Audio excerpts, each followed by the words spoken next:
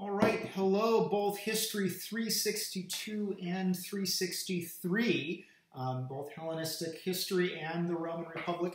Today, in the interest of efficiency, I'm actually going to do a lecture video for both of you. This is a lecture in a normal scenario I would have probably just delivered back-to-back in both courses, but it's relevant to both courses, and that is the problem of ancient demography. Demography, the study of human life cycles, how long people live, when they marry, when they give birth. Over the past generation or so, there really has been an explosion in ancient demography studies. And these studies, which of course draw on a great deal of modern social science research, have really invited us to think about the ancient world through the kind of, again, lived experience of individuals who, of course, oftentimes we have difficulty accessing through texts or even inscriptions. Now, on one hand, our sources for ancient demography are problematic. We do know that ancient states do keep some records. For example, the most famous one would be one we've talked about in the Roman Republic, namely the Roman census, where every 5 years all Roman citizens are registered by the censors, and this actually produces a quinquennial count of at least the adult male citizens, in addition to their property. And of course, we do have some of these numbers, most of which are preserved in Livy. We don't have every census, but we have quite a few of the census returns. This does at least give us a sense of, okay, what is the population of the Ager Romanus? How does it fluctuate? How fast does it grow? To that regard. So it is possible, say, for the Roman Republic to engage in some, we do have some of the kind of raw demographic data, although, again, people who work on ancient demography will argue ferociously about how accurate the data is and even the, to what extent was it manipulated, the margin of error, things of those nature. So it's even with sort of straightforward, there were 325,000 Roman citizens in, say, a special count of 225. There's a whole host of arguments about what does that number actually mean. Those arguments aside, there at least we have some data. For most ancient societies, including much of the Hellenistic world, we actually have zero data. We have exactly one census from Hellenistic Athens, and that is a census conducted by the philosopher tyrant Demetrius of Pharos that tells us there's approximately 20,000 adult male Athenian citizens, and also an improbable 400,000 slaves. Most people think the citizen number is right and the slave number is somehow bizarrely inflated. But even that is, that's actually a very rare sort of evidence we have for an official record that describes the population of a community.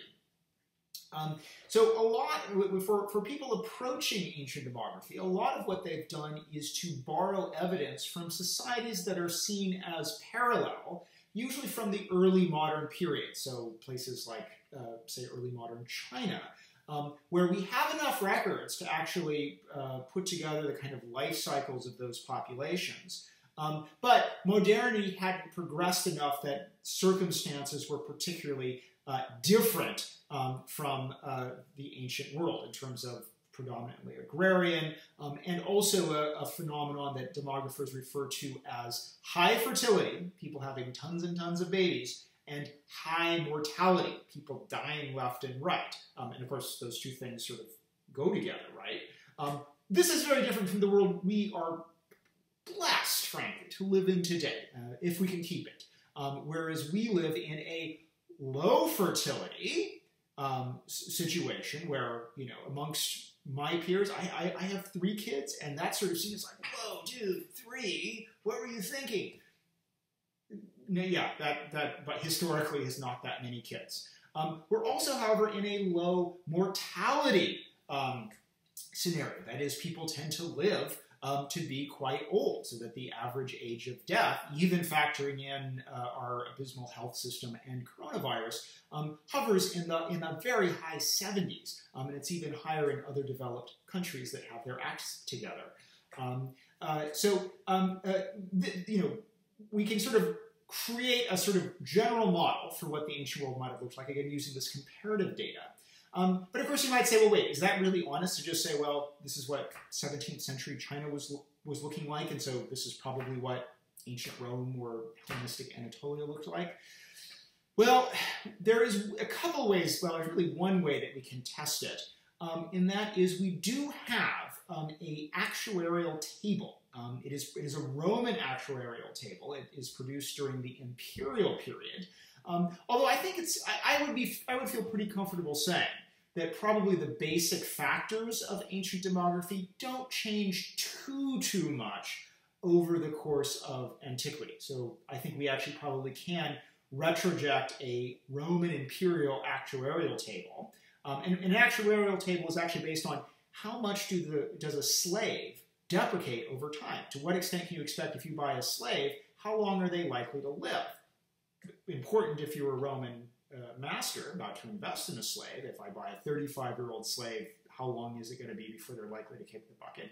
But also important to us because it actually assumes certain lifespans. So this is Ulpian's life table.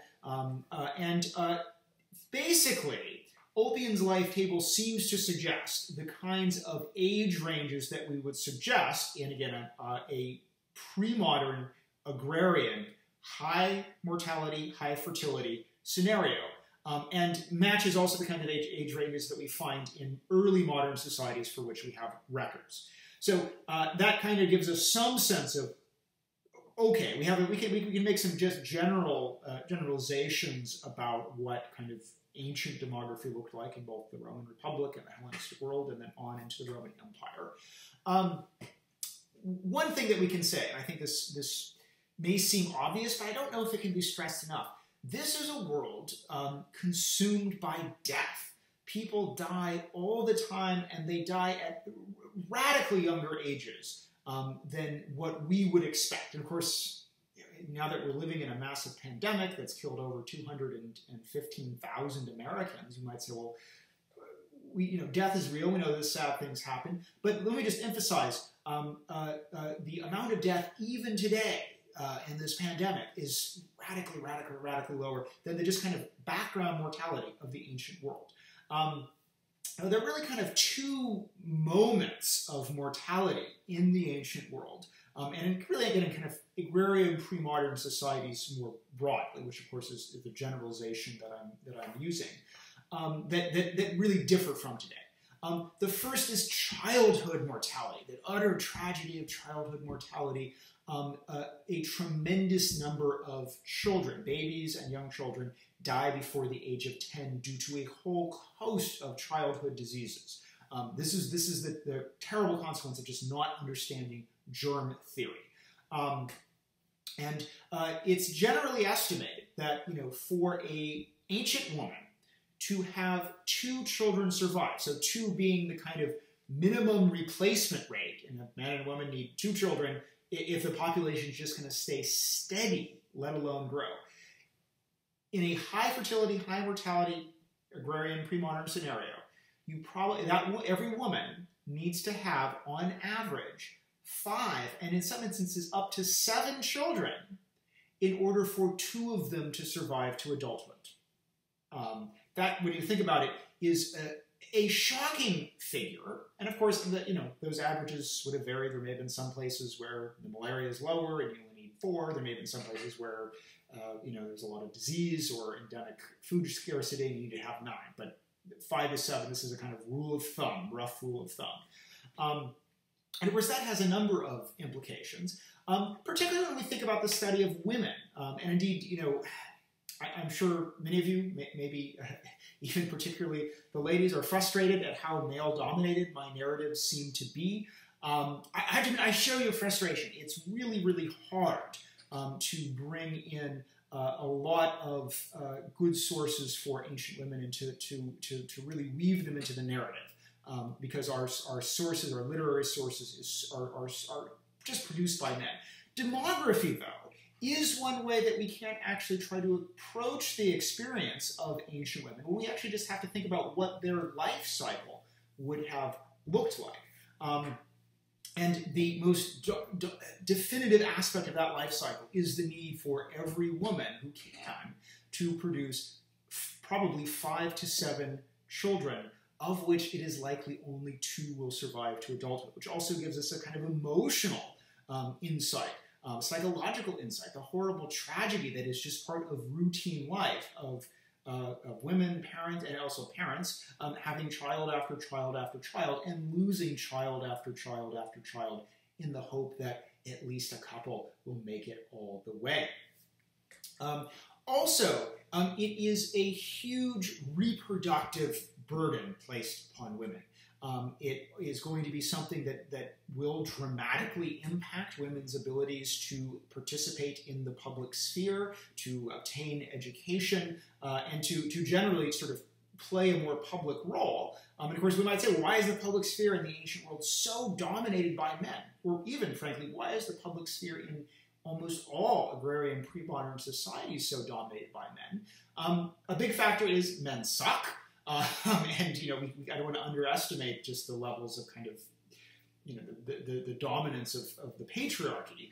But another reason is, or more accurately, you create a scenario that is patriarchal where men suck, where the energies of women get completely absorbed into a desperate attempt to keep the population just stable. Women needing to marry much earlier to try to maximize the total fertility of a woman. So it is quite common in the Mediterranean for women to marry probably around the age of 15. In the Roman Republic and Empire, aristocratic women marry even earlier, as early as kind of 12 or 13. But it seems that generally most ancient women in Italy and also in Greece marry somewhat later in kind of the late teens. So that, of course, early marriage precludes, again, things like an education or training, crafts, vocational training, because women get shunted so quickly just into the reproductive tract. It also is dangerous and exhausting in that women are going to spend, almost either from their late teens and 20s and into their 30s and then all the way up to menopause, are likely going to spend most of their time either pregnant or breastfeeding as they produce child after child after child, again, of which only 2 may survive out of 5 to 7.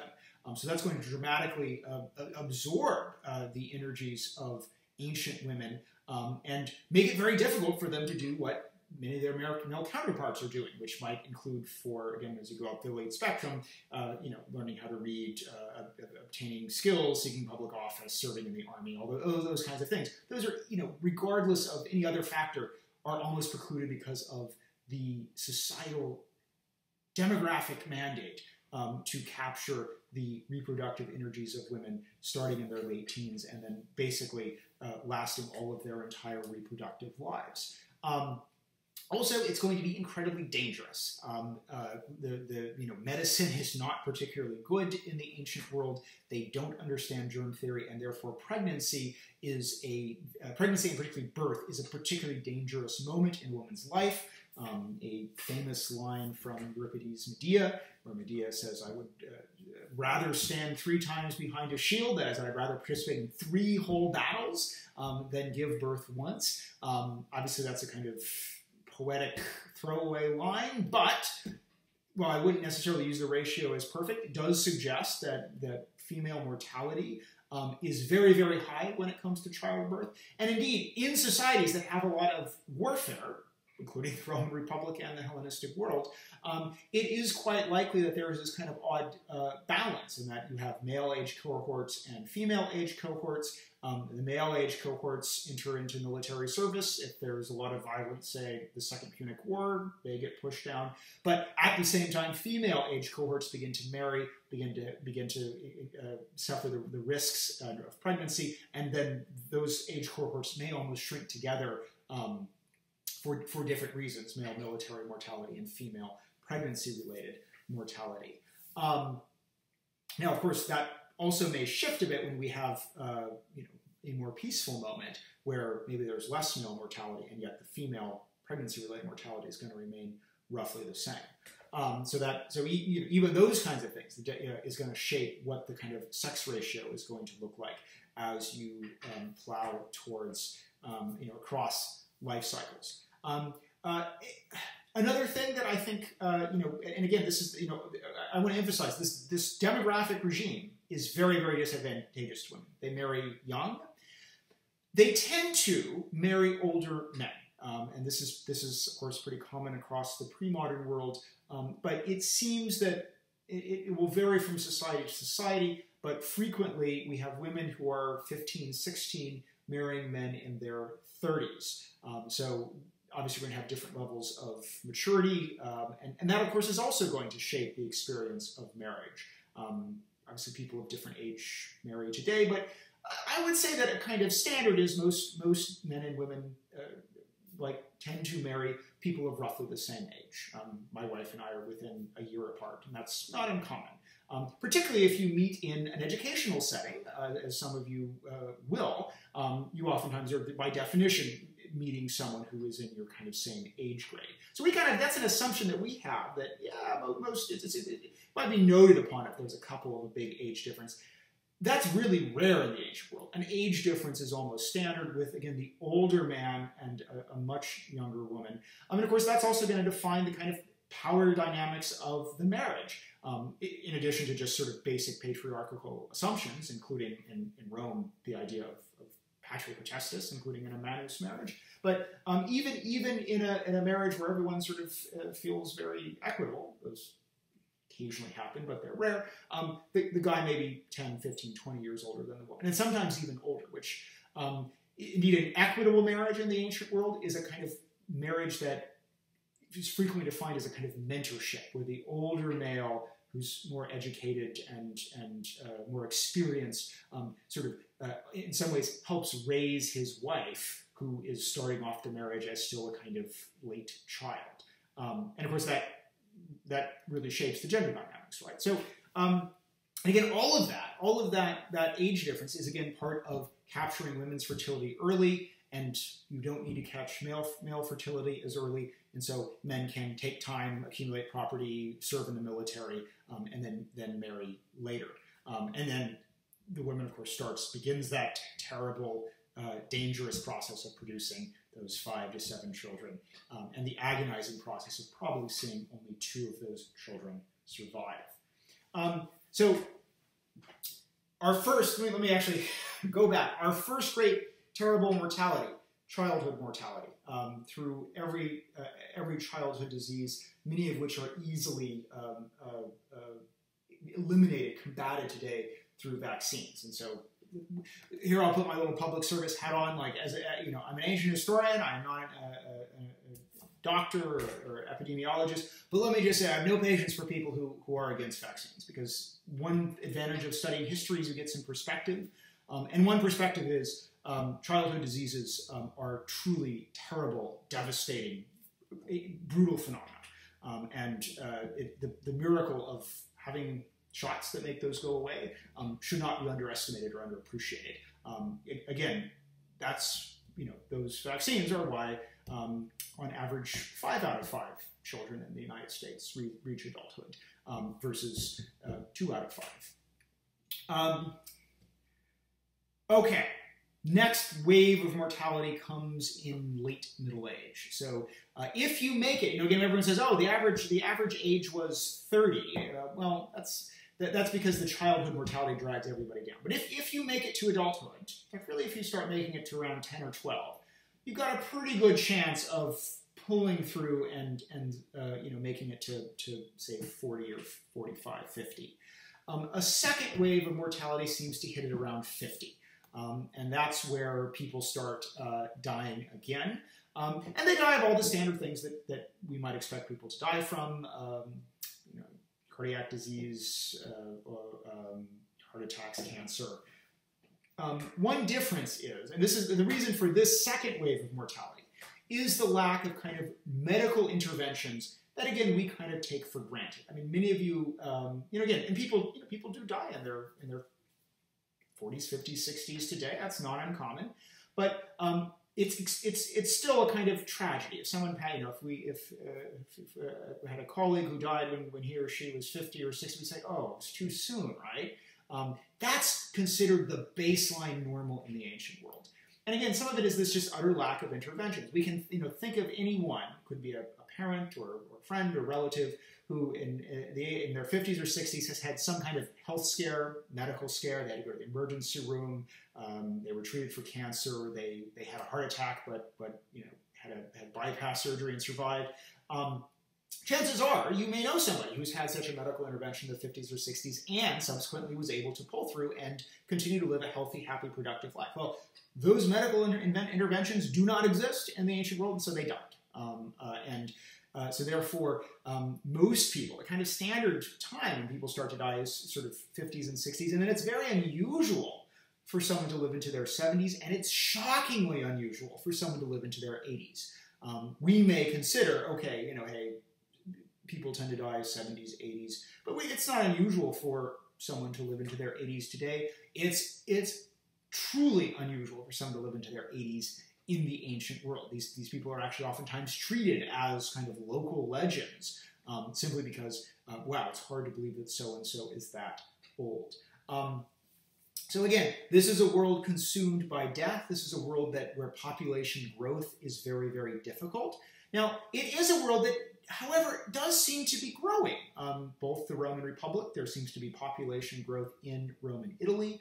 Quite likely, for us in the Hellenistic world, studying the Hellenistic world, we have some evidence in some places for population decline, including in a place like, say, Hellenistic Athens, where there's been significant decline from the sort of 5th century heights down to, say, late 4th century. But it's quite likely there's population growth happening in Macedonia around the time of Philip II and Alexander the Great are all of a sudden mobilizing that. But that being said, it's actually very, individual trends in population are difficult to measure. In some instances, survey archaeologists can tell us if certain regions are booming or not, based on the number of sort of attested artifacts in any given moment. But it's actually quite hard without records to fully write a history of population fluctuations beyond sort of the general. But nonetheless, the ancient world overall, there is some evidence that over the course of the Hellenistic age, there is some population growth, if only because of the rise in urbanism, because people require cities. I think cities, the demographics of cities is maybe the last thing I'll end on. So in both courses, we're in a world where there are some large cities that actually are exceeding the kind of the size of cities in, say, the Middle Ages. And those are cities like including Rome, which by the 130s may have about 250,000 people living in it. And in the Hellenistic East, there are some cities like Alexandria, Antioch, that probably also have around 200,000 or more. Now, cities are demographic sinkholes. Cities are places where people come to die. In part because there is no understanding of public sanitation or public health, and therefore in cities, diseases run rampant. Cities are these economic engines where everyone comes together, they intermingle, but because they're economic engines that force intermingling, they are massive vectors for endemic diseases. And so as a result, it seems that the lifespan of people who live in cities is unusually short, that you go to a city and you're just immediately bashed around by tons and tons of different vectors for disease, and you don't last that long. So for all of these great cities that we are seeing, Antioch, Alexandria, Rome, which Rome will eventually, by the end of the Roman Republic, have 1 million people. They're kind of demographic vacuums, right? They require a constant influx of population, either coming in from the countryside, immigrating in through, in some instances, forced immigration as slaves being imported to work as domestic servants. And therefore, there tends to be a huge churn of population in cities. As people come in, they get sick, they die. More people come in, they get sick, they die. And so a city sort of is, even a flourishing city, a city that seems to have evidence for high population, high economic activity, high cultural productivity, that is all driven by this sort of terrible demographic turnover. All right. So suffice it to say, it's not. I don't think it's possible to give a lecture on ancient demography that's cheerful. Again, if anything, living in a high fertility, high mortality society is to live in a world that is dominated by death. And if anything, I obviously you study history for a perspective. And if there is one perspective I always take away studying ancient demography, it is an appreciation for modernity and to live in a world where we are not caught in this terrible demographic cycle. All right, on that cheerful note, hope both classes enjoyed the lecture. We will pick up with more themes in both classes on culture and society next time. I'll see you then.